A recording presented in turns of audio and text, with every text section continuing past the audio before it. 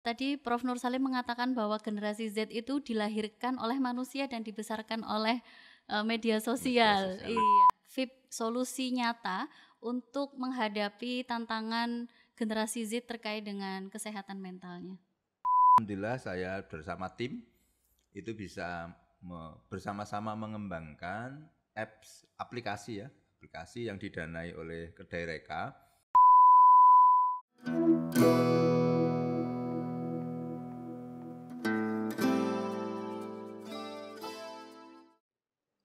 Oke. Assalamualaikum warahmatullahi wabarakatuh. Selamat pagi, salam sejahtera untuk kita semua. Kembali lagi di podcast FIP. Sobat FIP, kita ada salam sebelum kita mulai ya Pak Dekan, ada salam khusus ya untuk Sobat VIP supaya lebih semangat. Boleh Pak Dekan bersama-sama untuk mengucapkan salam. Salam handal. Handal, VIP handal selalu. Oke, salam VIP handal selalu. Oke, terima kasih. Baik Sobat FIP, pagi ini kita kedatangan tamu spesial. Beliau merupakan salah satu guru besar di FIP yang high indeksnya tertinggi se-FIP, luar biasa. Pagi ini kita akan sharing dengan Profesor Dr. Muhammad Nur Salim MSI. Beliau merupakan salah satu guru besar bidang bimbingan konseling individu. Betul nggih, Prof? Betul. Baik, tanpa berlama-lama lagi kita langsung berkenalan dengan beliau. Selamat pagi, Prof.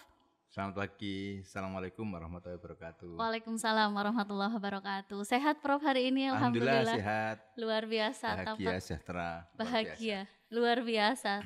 Untuk menemani Sobat FIP pagi ini terkait dengan bimbingan konseling individu, Prof. Di generasi Z ini nampaknya banyak problem terkait dengan bimbingan konseling. Generasi Z ini nampak sekali merasa mendapati kesehatan mental yang terganggu. Bagaimana Prof kira-kira peran bimbingan konseling ini dalam mengatasi atau mendukung generasi Z sehingga tidak terkena kesehatan mental? Monggo Prof. Baik, terima kasih. Sebelum saya berbicara lebih jauh terkait dengan peran bimbingan dan konseling untuk mendukung generasi Z, perkenalkan kita akan melihat generasi Z itu adalah generasi yang lahir menurut BPS ya, itu 1997 sampai 2012. Nah, tentu generasi ini berbeda dengan generasi sebelumnya, dan ada yang mengatakan generasi ini dilahirkan manusia dibesarkan oleh medsos gitu ya. Digital natif ya, jadi mereka lahir sudah ada berbagai perangkat digital. Nah, kemudian tentu banyak perbedaan dengan generasi sebelumnya. Generasi ini lebih banyak menggunakan perangkat digital dalam kehidupannya, bahkan melebihi rata-rata generasi sebelumnya. Kemudian juga terkait itu biasanya kan tidurnya kurang. Kemudian juga kebiasaan hidupnya yang sering diam, kemudian saling buka tab, buka HP, buka laptop dan sebagainya, itu jamnya lebih banyak sehingga lebih banyak kelihatan duduk maupun telentang. Sehingga itu juga berpengaruh pada kebiasaan, berpengaruh pada sikap, berpengaruh pada tadi mental health, pada kesejahteraan hidupnya juga. Nah, tantangannya juga lebih berat karena tadi mereka juga mengalami FOMO, itu takut kalau ketinggalan informasi dan sebagainya. Sehingga tantangan generasi Z ini lebih besar dibanding dengan generasi sebelumnya. Bahkan ada yang mengatakan bahwa kesehatan mental mereka lebih rapuh dibanding sebelumnya. Nah, oleh karena itu generasi Z ini perlu bantuan terutama di bidang psikologisnya, sehingga peran bimbingan dan konseling ini sangat penting untuk tetap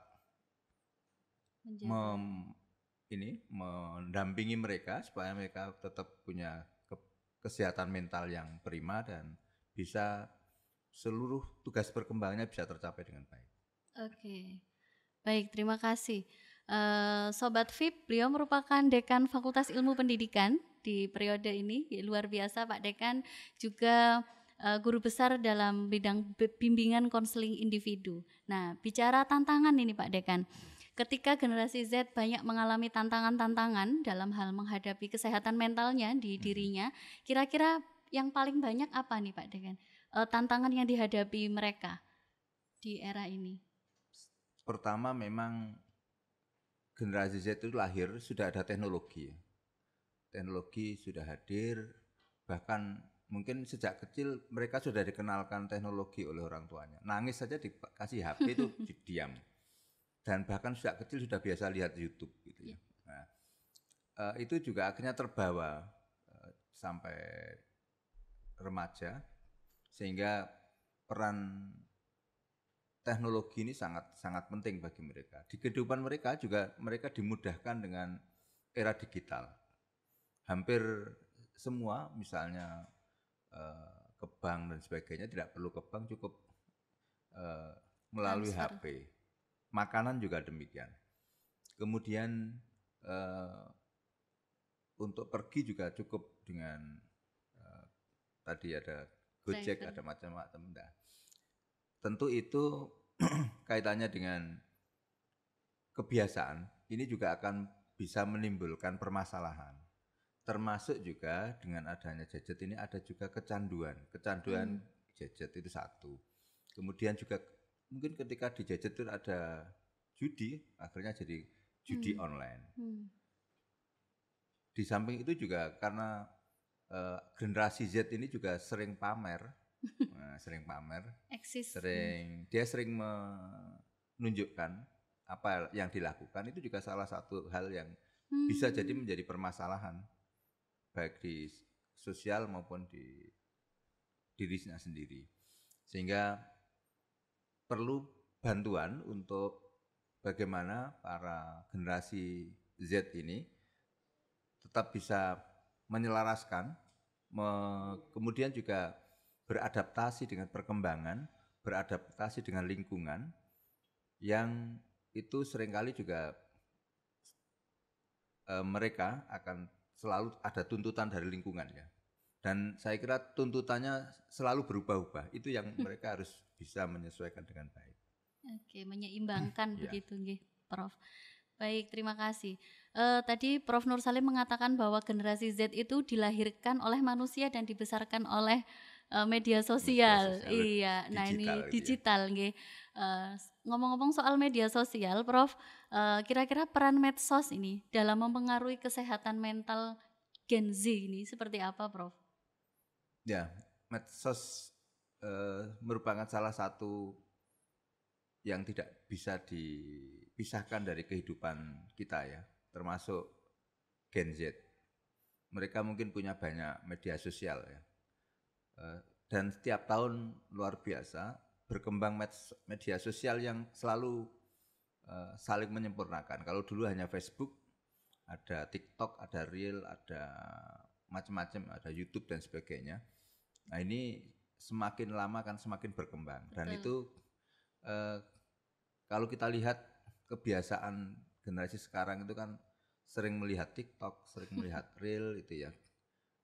Bahkan mungkin melihat TV itu sudah mulai berkurang, atau lihat TV sambil lihat TikTok, lihat laptop sambil lihat medsos gitu ya. Itu yang terjadi, sehingga tentu peran medsos ini pada kehidupan seseorang sangat luar biasa. Informasi itu kadang-kala tidak disaring, dan itu kan bisa masuk setiap orang yang membuka medsos itu. Nah, celakanya tidak semua dari remaja yang dari generasi Z ini punya yang namanya tadi pure aid gitu ya, penyaring gitu ya. Nah, sebenarnya fungsi orang tua, fungsi bimbingan konseling, fungsi psikologi dan sebagainya, termasuk pendidik ya, itu adalah sebagai penjernih. Jadi karena banyak juga yang informasi yang ada di medsos itu belum tentu benar. Termasuk sekarang ada artificial intelligence itu kan juga Contoh misalnya sekarang ada foto yang bisa pelukan padahal nggak pernah pelukan, itu kan ya, itu kalau ditelan mentah-mentah jadi masalah itu di keluarga Betul, itu ya. betul. Sehingga dengan perkembangan teknologi, perkembangan zaman, memang tugas kita sebagai pendidik, sebagai orang tua itu adalah menjernihkan informasi yang diterima. Nah, pertanyaannya adalah apakah orang tua, apakah pendidik, termasuk psikolog, termasuk konselor, selama ini sudah pernah berpikir enggak bahwa anak-anak ini perlu dibekali, misalnya tadi ada waktu untuk berdiskusi tentang informasi yang baru, tentang sesuatu yang baru. Karena orang tua itu kan tidak, misalnya saya termasuk yang seusia saya itu kan tidak pernah belajar tentang artificial intelligence. Tiba-tiba sudah ada gitu saja. Tidak pernah belajar tentang teknologi gitu ya. Sehingga anak-anak itu malah mungkin lebih cepat, lebih dahulu belajar daripada kita. Sehingga ketika ada info baru, orang tua malah tidak tahu. Dan itu nampaknya memang perlu ada sesi, ada suatu sarana bagaimana orang tua, pendidik dan sebagainya membincangkan tentang isu-isu terkini, terbaru yang itu bisa berpengaruh pada kesehatan mental remaja. Contoh yang sedang rame itu kan misalnya Megatrust itu ya. Megatrust itu kan luar biasa itu. Setiap saat kita buka medsos itu kan ada. Jadi itu kalau dibuka oleh remaja dan remaja itu tidak punya filter, tidak punya saringan dan tidak pernah berbincang dengan, akhirnya kan dia mengalami kecemasan. Nah, belum lagi yang lain termasuk misalnya tadi ada hoax, ada link-link yang tiba-tiba menuju ke judi online.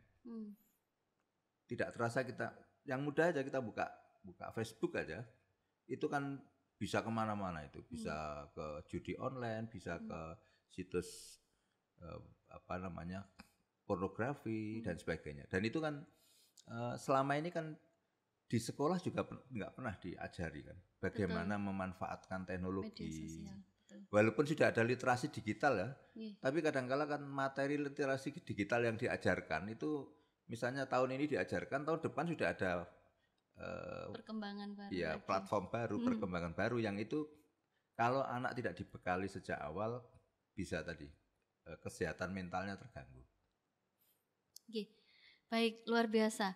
Nah, ini tadi sebelum podcast kita sempat berdiskusi bahwa Prof. Nur Salim ini memiliki produk gitu ya, menciptakan sebuah produk untuk memberikan intervensi terkait penanganan dini sebelum Gen Z ini mengalami kesehatan mental yang terganggu, maka scan ya, Prof. Ada scan wajah untuk mendeteksi kecemasan, tingkat kecemasan atau tingkat stres seseorang. Luar biasa. Boleh Prof dikenalkan kepada Sobat VIP bagaimana caranya dan diunggah melalui apa? Baik, terima kasih. Jadi alhamdulillah saya bersama tim itu bisa bersama-sama mengembangkan aplikasi yang didanai oleh Kedai Reka yang gambarnya matahari ini, yang namanya adalah MBSA CR plus X. MBSA CR plus 8 gitu ya. Itu bisa di-download di Play Store.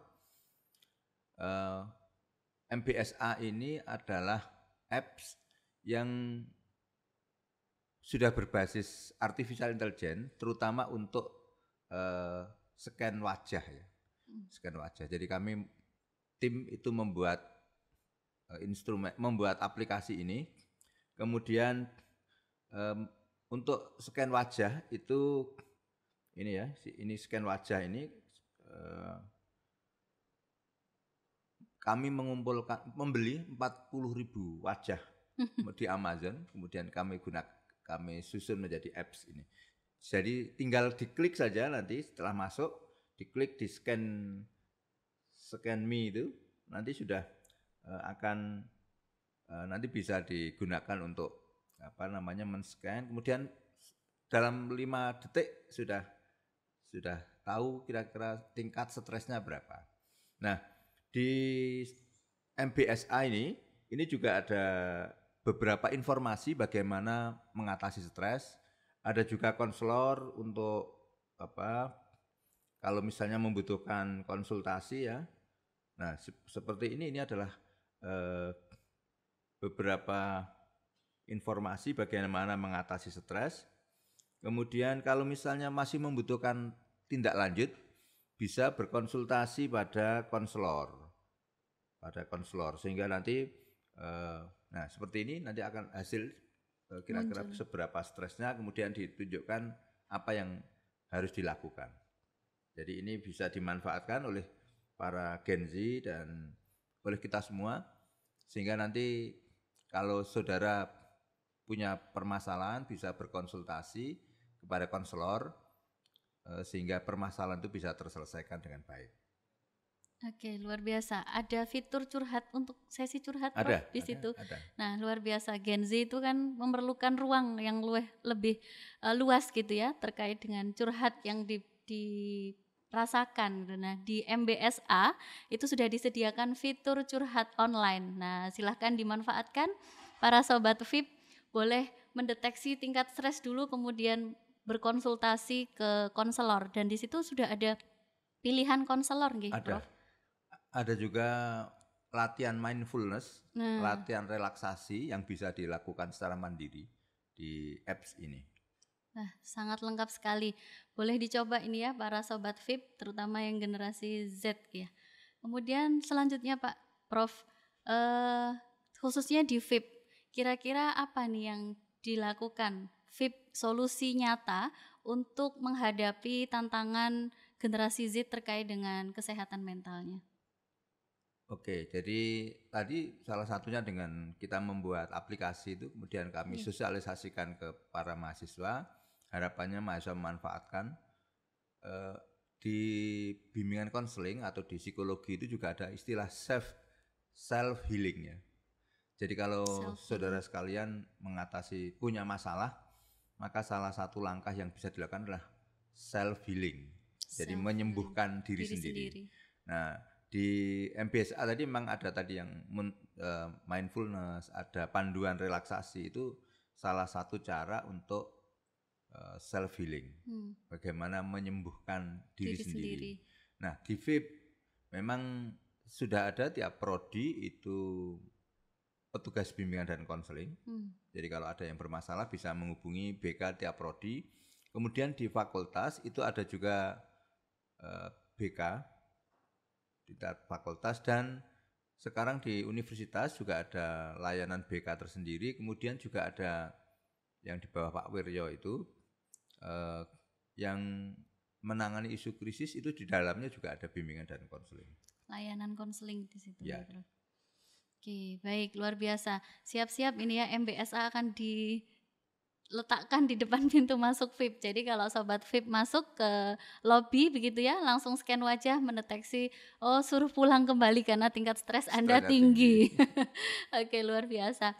Terakhir Pak Dekan, apa pesan Prof untuk orang tua, khususnya pendidik begitu ya, untuk menghadapi generasi Z ini supaya tidak terganggu kesehatan mentalnya? Ya, tentu untuk orang tua, pesan yang saya sampaikan, yang pertama, kenali terkait dengan perilaku, kebiasaan, dan perkembangan teknologi yang ada pada generasi Z ini. Karena memang kita tidak cukup hanya mengenali anak kita, tapi juga lingkungan yang membentuk. Jadi contoh misalnya tadi sudah kita bahas kaitannya dengan tiap anak sekarang kan punya gadget ya, punya HP. Tentu ketika kita menyuruh itu belum tentu langsung jalan karena mereka masih memegang HP. Ini juga harus dipahami gitu ya, harus dipahami. Sehingga orang tua perlu belajar, karena memang waktu sekolah itu tidak ada pelajaran tentang gadget, tentang teknologi digital dan sebagainya. Sehingga saya berpesan ke orang tua untuk selalu belajar, mempelajari perilaku anaknya, mempelajari seluk-beluk terkait dengan karakter yang terjadi pada anaknya, sehingga kita bisa mengambil tindakan bagaimana mendidik mereka dengan baik sehingga mereka kalau diagamakan mereka akan menjadi anak yang soleh dan solehah. Anak yang bisa mandiri dan bisa merencanakan dan meraih masa depannya. Luar biasa. Jadi pesan pertama adalah kenali ya Pak Dekan. Kenali, deteksi dini sebelum kita melangkah ke step selanjutnya. Baik, terima kasih Prof. Nur Salim, waktunya luar biasa sekali, ilmu singkat tapi sangat padat Prof. Luar biasa. Sobat VIP yang berbahagia, untuk podcast VIP kali ini bersama Prof. Nur Salim, salah satu profesor atau guru besar di FIP. Dan minggu depan kita akan ketemu lagi dengan guru besar yang lain begitu, dengan topik yang berbeda, dengan tema yang berbeda dan tentunya menarik gitu. Baik, jangan lupa subscribe untuk YouTube FIP Official. Kemudian FIP juga menyediakan berbagai merchandise yang di belakang Prof. Nur Salim ya di contoh itu, dan bisa langsung menghubungi admin begitu. Kemudian untuk sesi podcast selanjutnya setiap hari Rabu dan hari Jumat. Hari Rabu dengan Korprodi selingkung FIP dan hari Jumat dengan guru besar selingkung FIP. Jangan lewatkan Sobat VIP. Terima kasih Prof. Nur Salim. Kita salam handal dulu bersama-sama Prof untuk menutup sesi podcast pagi hari ini. FIP handal selalu. Oke, luar biasa. Tepuk tangan Sobat VIP. Luar biasa. Kami akhiri. Assalamualaikum warahmatullahi wabarakatuh. Waalaikumsalam warahmatullahi wabarakatuh.